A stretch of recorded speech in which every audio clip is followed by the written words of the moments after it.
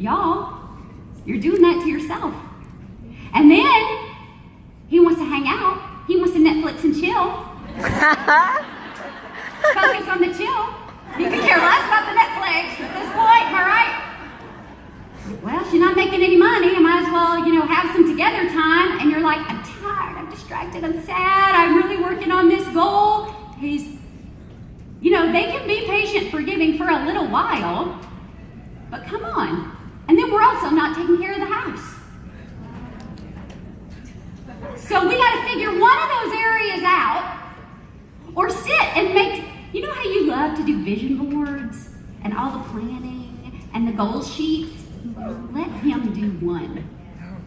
It will surprise you what is on it. Or maybe not. Not going to surprise me what's on it. He wants you to be happy, and you whining and complaining about this business. Men are fixers. We get that, right? They're fixers.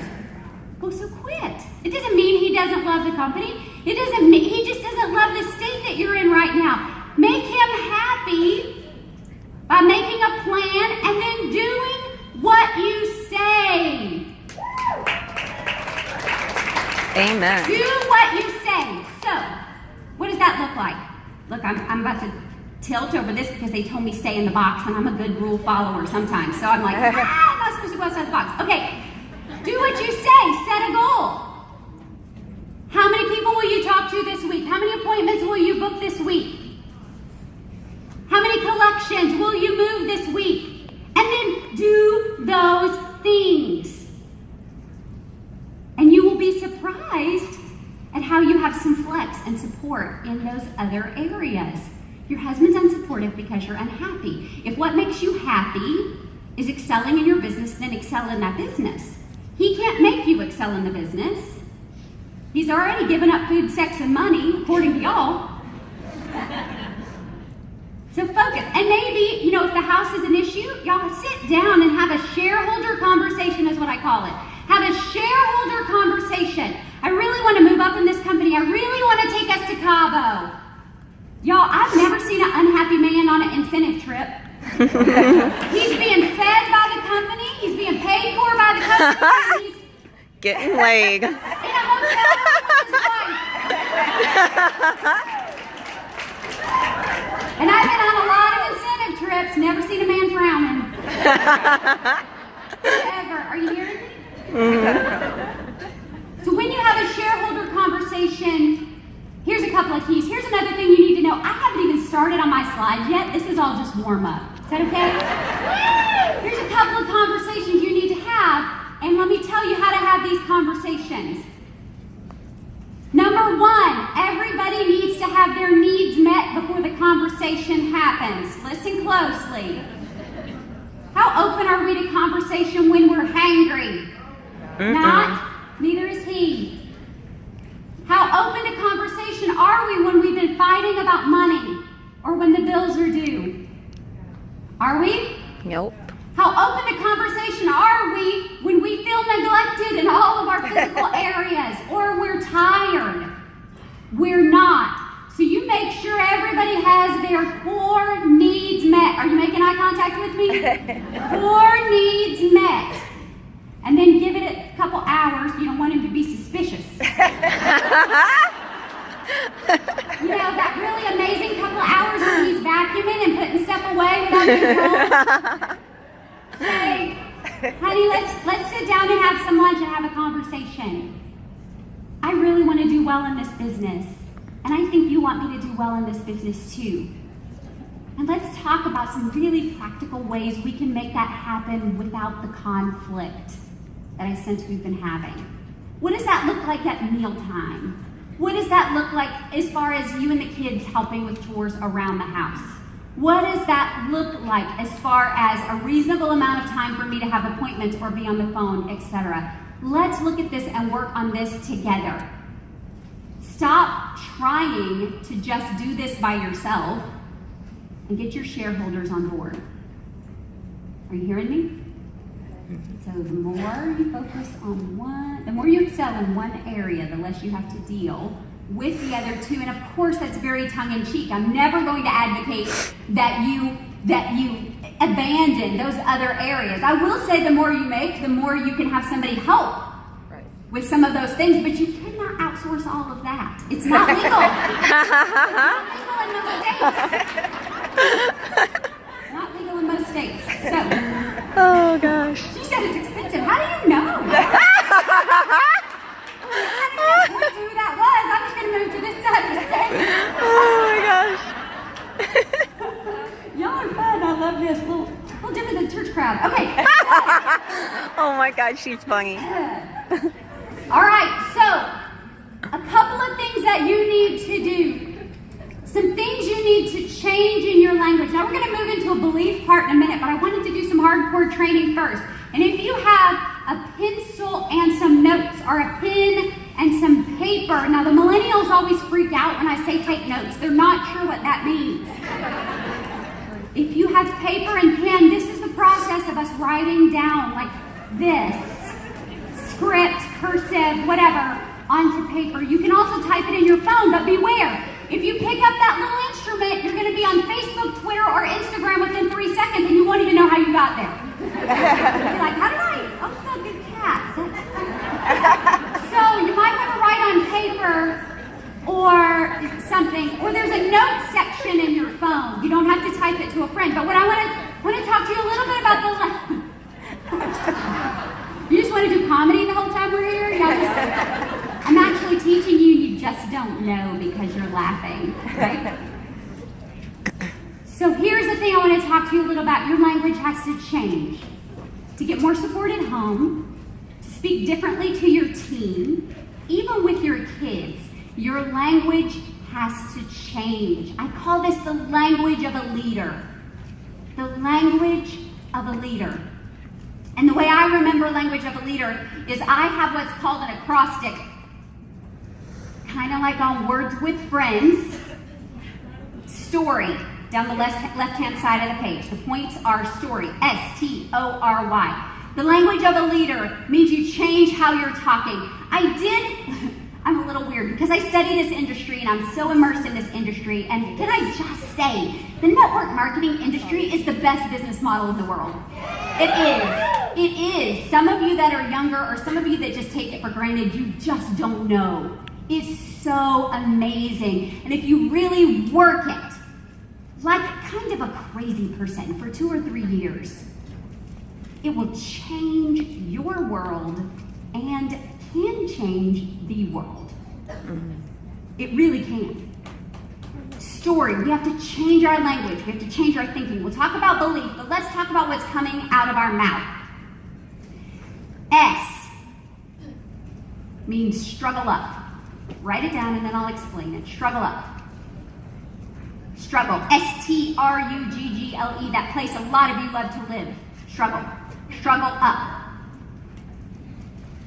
First of all, do you know that I wrote a book called The Barefoot Executive? Okay, it's a good book. You should read it. But I'm just saying that to explain why these are coming off. Because I'm done with those. Okay, they were cute. They served their purpose. Let's get down and really dig in. Struggle up means don't complain to your partner. Don't whine at home. Don't fuss about packaging or delays or orders. Y'all, I'm a customer. I've had the color I wanted be back ordered. Topaz. But when I did get the notice it was in stock, I ordered 3. You're welcome. That's what we do, because I didn't want to be without. Struggle up means if you have a concern, if you have a valid complaint, if you have something unsettling, first you need to gut check yourself. Maybe even check the calendar, see where your hormones are at right about now. See what else is going on in your life. See what else is going on health-wise. I've had a really tough, this is a real vulnerable, honest moment. Last 3 months have been hard for me. I've been dealing with like these crazy emotions. Y'all, I even Googled menopause to see if I was there. It wasn't that. I'm really young for that, I hope. But come to find out, I have pneumonia and I didn't know. Still, I have pneumonia and I'm still here. You're welcome. So your team that stayed home because of whatever reason, you'd be like, our speaker had pneumonia and she was still there. and drove herself. What else you got? Right? So before you complain or whine or voice your struggle, and before you put it on a Facebook page, can we stop using that for our junior high somebody whine with me moment? Can we stop with that? Now, I'm not just saying that to Synagents. I'm saying this is universal among women in business. Stop the whining. Are you whining in business or are you working in business? Stop it. I just got a little rough there. I'll dial that back. Struggle up. That means call an upline. If you have a valid something, call an upline. Email corporate. Talk to somebody. This is novel. This is what you would tell your kids. Talk to somebody that can help you fix it.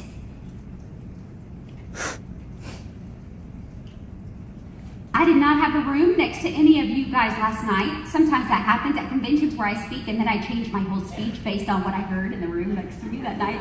It's always super fun to watch people go.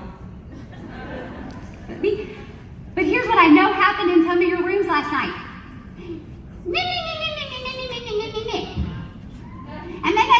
And if they would just, and if we could just, and if only, and I only missed the trip because of this or that or technology or packaging or supplies or communication or whatever. No. Talk to somebody that can help you fix it instead of complaining about it or using it as an excuse after the fact. Your upline or a predecessor or somebody at corporate can either help you fix it or talk through it or say, okay, we've heard this, we'll get on that. But sometimes, hear my heart, because I want you to be amazing at what you do and I want you to be fulfilled and happy. Sometimes we use the struggle to let ourselves off the hook for not planning, being prepared, or being persistent. We're letting ourselves off the hook with the excuses and wanting to blame somebody else. I have never met a person in a marriage that said it was their fault that the divorce happened. Very rarely. Rarely. It's always the other person. Not just divorce. I'm saying like a car accident. Anything that happens, it wasn't, especially if you have kids. Like it's shocking. Nothing is ever anybody's fault. Like there's always a reason. Well, we're grown-ups now. So grow up and struggle up. Call somebody that can help you fix it. Or figure out your hormones, figure out your nutrition, figure out what's going on with you. Be self-aware and get over yourself. Struggle up. If you vent to your shareholders, my mom gave me this advice 25 years ago when I got married. She said, don't tell me when you guys fight. I don't want to know when you're mad at him. Now, I could back that up and say, if we ever split up, they pick him. They want him. Like I'm betrayed. They're like, oh, it's okay. We got him. My parents adore him. They love him. But my mom said that. Don't tell me when you fight. When you fight. Don't tell me when you struggle. Don't tell me when you're upset. But why, Mom? Why? Because you'll forgive him and we will not. We will always wonder and we'll be watching and you'll forgive him and we will not. Now, ironically, the reverse has happened. If I'm ever upset about something and I mention it, she's like, well, you need to fix that. Right. He's right. But we were going through a rough patch about 5 years ago. I'm also very open about that. I'm not going to say it's been 25 happy years because marriage is hard. Whoever had the idea of putting two opposites in a house and then adding more children is in. God did that to teach us patience, I think. I'm not quite sure, but it's insanity. And not every day is going to be happy. Same as your business. You got to wake up and decide to be in love with it. And then do the work. But that's a whole nother day. That's a whole nother keynote. The point is, I told my mom a couple years ago, I really kind of had a meltdown about some stuff we were going through, and I didn't feel like I had anybody to talk to because I'm a leader, because I'm very active in my church. My dad's still on staff at a church. My husband's a leader, and I just didn't feel like I could be open with anybody about it. So finally I had a meltdown. She's like, what's the matter? And I'm like, well, for the last several years, this, and this. She said, why didn't you tell me? Mama, do you remember this conversation conversation that we had approximately 20 years ago. Oh, well, what I meant was, don't call every time you fuss or have a fight. Because my brothers, I have 3 brothers. Wait, this is being streamed live, isn't it? Yeah. Have 3 brothers, and there's more than 3 marriages represented among those 3 brothers. And some of those marriages have been divided because of the parent who didn't forgive during the fight. Now, we've already established that wasn't my parents, right? So y'all see where I'm going with that, right? Same happens with your spouse or your kids. My kids are little pit bulls about me, and I love it. If I ever tell them somebody that has wronged me or betrayed me or whatever, they will defend me till the end of the earth. As a matter of fact, I had forgotten one conversation recently, and my 13-year-old, this person shared a stage with me at a major conference, like they were after me. My 13-year-old, I looked out from backstage, and she was like this the whole time that they talked. Afterwards, I'm like, you didn't seem to enjoy that speaker. Well, do you remember when da-da-da-da-da? And I didn't. I didn't remember. She did. Guys, you have to struggle up. We got it? Is that helpful? And when you're training your new people, you say to them, when you're frustrated, when you're upset, don't tell your customers, don't tell your Facebook page, don't tell your spouse, talk to me. Let's see if we can fix it. All right? Struggle up. The key is we have to tell the future. T is for tell. We have to tell the future and talk the future. I loved the presentation this morning about revitalizing Oklahoma. Now, I may be a Texas girl, but I'm an Oklahoma grand girl. And what I mean by that is my daddy was born in Oklahoma. So I'm not one of the Texans that's going to make fun of Oklahoma because good stuff comes out of Oklahoma. My dad is one of the most amazing men you will ever meet in your entire life. Now, he was super wise and got to Texas as quickly as he could. But I love how we're talking about the future and revitalizing areas. Do you see how Synergence is going to do for Oklahoma what Chip and Joanna have done for Waco? Do you see it? Do you see it? The economy, the jobs, the revitalization, the enthusiasm. Those things translate. You guys don't even live here, most of you, and you got excited about the future of Oklahoma. So let's translate that. Are you excited about the future of the company? Are you excited about the future of your family? How are you telling that story? I don't even sell this, and I can tell you that I would be excited to tell my customers they were going to get their stuff in temporary packaging because we are so hot selling we can't even keep up with the demand. Better get you some. Yeah. We have outproduced and outsold every forecast, every prediction. They had to split our trip into 2 because Cabo cannot handle all the qualifiers at one time. Do you see the difference in how I speak? You have to tell a future, tell a story. You have to watch that language. The language of a leader is telling a story. And I will say, I don't know how many Bible believers we have in the room, but regardless, the Bible is the best-selling book of all time. So maybe you've heard a story or two. Jesus was a storyteller. He was a storyteller, and there's a reason, because people need hope, and people need something to believe in. And the leader that can tell the story and give them hope will be the one who has the bigger following.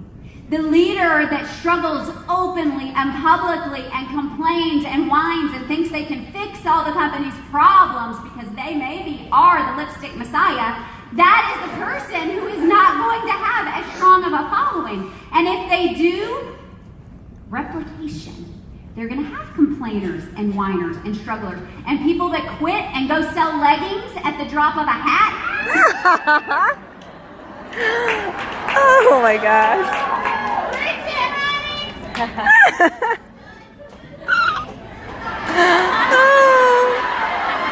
Toothpaste, leggings, mascara, Monet, whatever.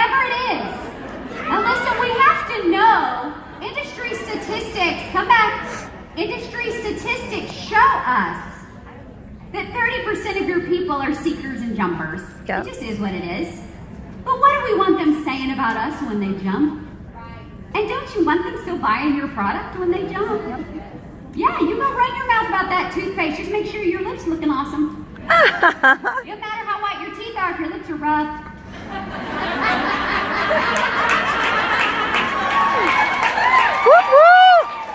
We've got to say, and I don't have anything against any of the other companies. I love them. I love them. I am head to toe direct sales, y'all.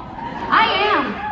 Head to toe small business. I am the biggest small business and direct sales supporter in the world. From lashes to hair to teeth to all the things that I ingest with my water in the morning to protein supplements, you name it, it's on me. This is a Cabby outfit. It's awesome, right? And what I love about Cabby is you can order a size down. Thank you, Cabby, for making my self-esteem jump as soon as I get up in the morning. So listen, I'm not saying we trash the other companies. I'm saying we want them being positive when they go, because some of them will just go no matter what you do.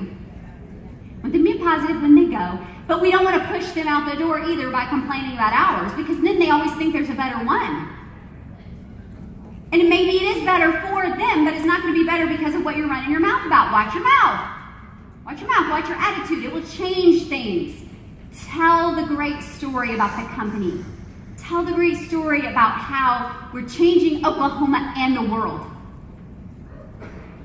I tell you what, the day I threw out all my other lip glosses and only just have lip scents left, you know, I probably sell as much of it as you do because I wear it on stage everywhere I go. As a matter of fact, when we were talking about me coming to speak to you guys, I sent a picture of me at 7 a.m. in the morning before I spoke with my Napa on, because every time I wear my purple dress, I wear my Napa.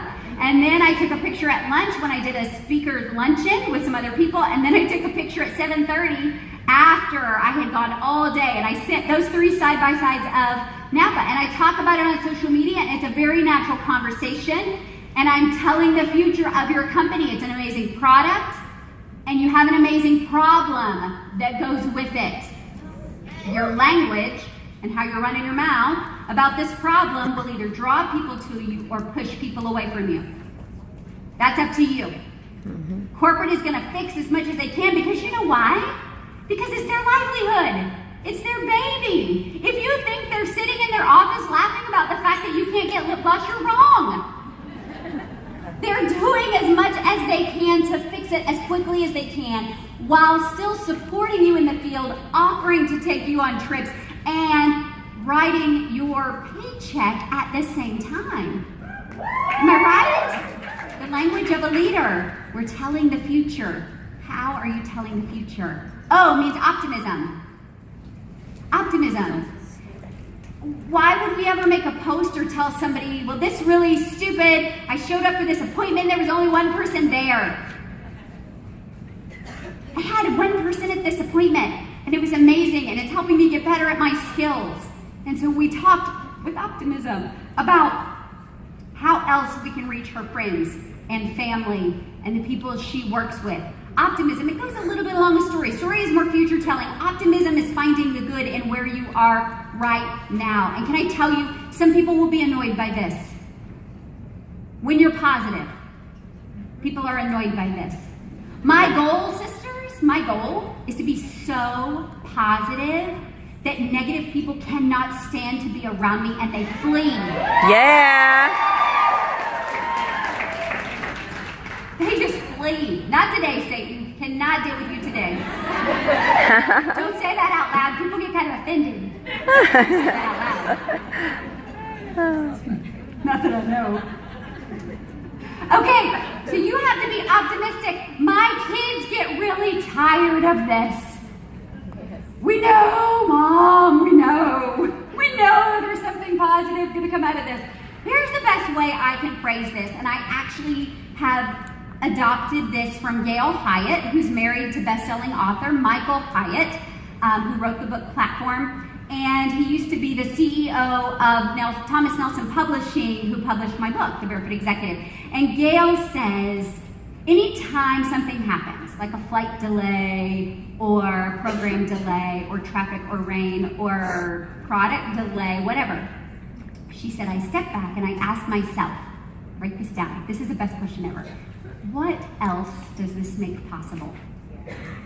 Write that down. This is so good. What else does this make possible? Now hear me. If your problems are as a result of your poor planning, your leaving too late, you not getting gas the day before like you know you should have, those things that we create ourselves, that's not necessarily going to make amazing things possible. Plan ahead. Be a CEO. Be in business. Be a girl in business. If you want to be paid like you're in business, be in business. Think of some details. Plan ahead. That's why optimistic people tend to always be late. Right? Because all the lights are going to be green, there's not going to be any wrecks, the gas will go far enough, and the car's going to be fine. How many optimists we have in the room? Raise your hand. There we go. There's all the late people. All the late people. And I get that because I was that. I've had to retrain myself to be early. Early is on time is late. Late is inexcusable. Stop that. We got to grow up. And your kids are learning from you, and they'll be a little worse than you. So you cannot fuss at your kids for being late if you're one of those late Lucy's. You just can't. You got to build in time for that. Sunday mornings are the worst for optimists. Getting to church on time. Anyway, that's a whole other thing. Optimism. What else does this make possible? This order being back ordered. What else does this make possible? I can profile some different colors with her. I can talk about the eyeshadow with her. By the way, I don't remember the colors I have on. Java and that Mocha Java, and then the lighter one, the base one. There you go. So, and the reason is because I told you about my day, right? Speak in one state, and then we have opening night in another. So I didn't want to have to be retouching up or smudging or getting on my clothes. So thank you for amazing eye color too. But what else does it make possible? Maybe she wants to try the eye color in the meantime. Maybe she wants to go ahead and become a distributor so she gets first notice when colors are available and not have to wait on you to get around to it. What else does this make possible? Maybe that gives her enough time while she's waiting on her color to get a few of her friends together for coffee and colors, and then you can demo and then turn that into a party. What about it? What else does this make possible? Be an optimist. I am very much like Tigger. Y'all know Winnie the Pooh? Tigger is a lot of my DNA. And because God in his infinite wisdom has the most hysterical sense of humor ever, I married Eeyore.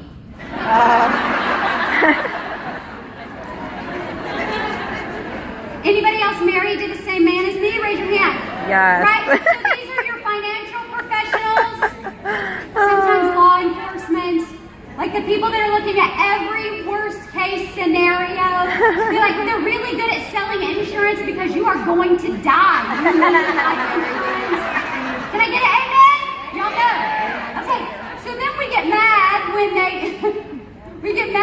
they think our idea isn't going to work, but really that's kind of their job. That's really kind of their job to say, but wait, here's all the things that could go wrong. They're always on time. Eeyore is always on time or early. Or 2 hours early at the airport because something might happen. Just in case. Anyway, okay, come back. All right, so we have to talk about our business differently to them. We also have to know that sometimes they're really, this is hard to say, they're really wise about some of these things. They're really wise. Baby, I love that you're so wise about this. Can we be wise after 9 a.m.? I have not had enough coffee to deal yet this morning. My husband even has the Eeyore voice. Like he's got this really deep voice, right? So it's like pairing Alvin and the Chipmunks with Eeyore. It's hysterical in my house, just that visual image for you. Okay, story. S is for. T is for. O is. Optimism. R is for rewrite it. Rewrite it. Listen, this is the most exciting thing you will hear ever in your life. Where you go from here has nothing to do with where you've been. 6 of you got happy about that.